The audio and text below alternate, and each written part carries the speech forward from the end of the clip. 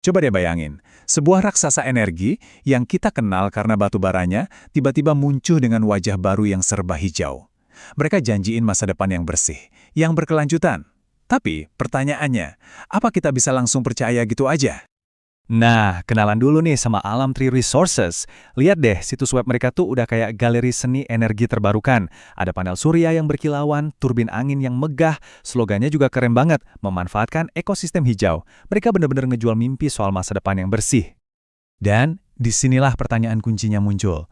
Di satu sisi, citra perusahaannya bersih banget dan modern. Tapi di sisi lain, ada bayang-bayang industri lama yang masih nempel. Jadi, mana yang benar? Yuk kita coba kupas bareng-barang, lapisan demi lapisan. Oke, pertama-tama kita dengerin dulu deh cerita dari sisi mereka. Janji apa sih yang mereka tawarkan ke publik sampai semua orang kelihatannya terkesan? Ini dia pengumuman besarnya. Restrukturisasi drastis buat ngejar proyek-proyek ramah lingkungan. Mereka sebut ini pivot hijau, sebuah strategi yang pinter banget buat narik investasi baru. Dan berhasil, pasar suka banget, harga saham mereka langsung meroket. Oke, ceritanya kedengeran bagus ya. Tapi sekarang, waktunya kita ambil kaca pembesar dan mulai ngupas cat hijau yang kelihatannya indah ini. Sebenarnya ada apa sih di baliknya? Dan disinilah kebenarannya kebuka. Alam Tree Resources ternyata bukan perusahaan baru. Ini cuma nama lain dari Adaro Energy, si raksasa batubara Indonesia. Tiba-tiba, semua cerita tadi jadi kedengeran beda banget kan? Nah, sebuah investigasi dari Bank Track ngomongnya lebih belak-belakan lagi. Mereka nyebutnya fasad greenwashing, alias topeng doang. Tentu, ini tuduhan yang serius banget. Sekarang, mari kita periksa bukti-bukti yang mereka temukan.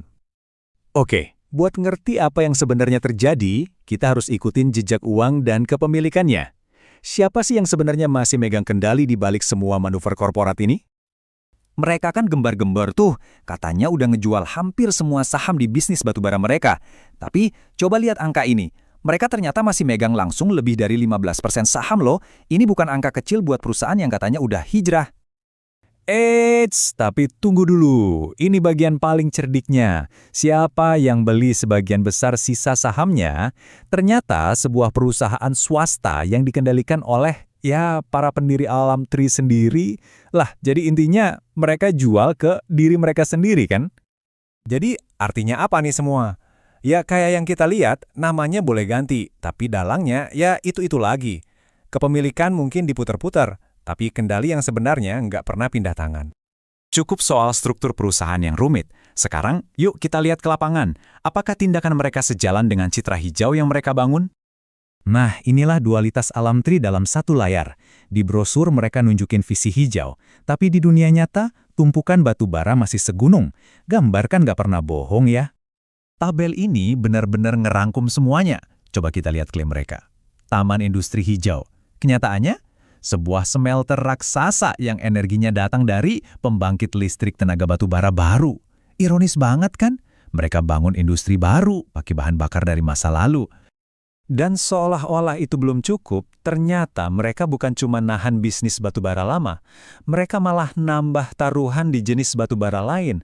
Produksi batubara metalurgi mereka melonjak lebih dari 50%. Ini bukan lagi soal gagal beralih, ini jelas-jelas ekspansi besar-besaran. Nah, ini kan jadi pertanyaan besar ya, buat apa sih semua drama ini?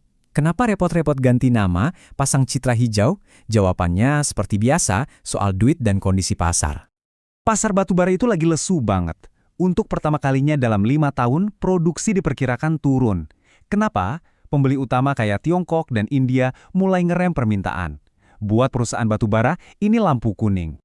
Tekanan finansialnya beneran nyata. Harganya anjlok sampai-sampai katanya nyaris nggak nutupin biaya produksi. Nah, dalam kondisi kayak gini, apa yang dibutuhin? Investor baru. Dan cara paling cepat buat narik investor yang peduli lingkungan zaman sekarang? Ya, bungkus diri Anda dengan citra hijau. Ini bukan soal idealisme, ini soal bertahan hidup. Oke, jadi setelah kita lihat semua buktinya, kita balik lagi nih ke pertanyaan awal. Ini tuh perubahan beneran atau cuma ganti baju aja? Buktinya kuat banget sih. Mulai dari struktur kepemilikan yang sama, ekspansi batubara yang terus jalan, sampai proyek hijau yang ternyata ditenagai polusi. Semua jejaknya kayak ngarah ke satu kesimpulan. Ini lebih kelihatan kayak strategi marketing yang pintar daripada revolusi hijau yang tulus. Kasus Alam Tree ini jadi pelajaran penting banget buat kita semua. Jadi, lain kali Anda lihat perusahaan raksasa tiba-tiba jadi hijau, jangan cuma lihat bungkusnya yang bagus. Coba digali lebih dalam, tanya, siapa yang pegang kendali? Apa yang sebenarnya mereka bangun, dan kenapa mereka ngelakuin ini sekarang? Karena kadang-kadang, cat hijau setebal apapun tetap aja nggak bisa nutupin fondasi yang lama.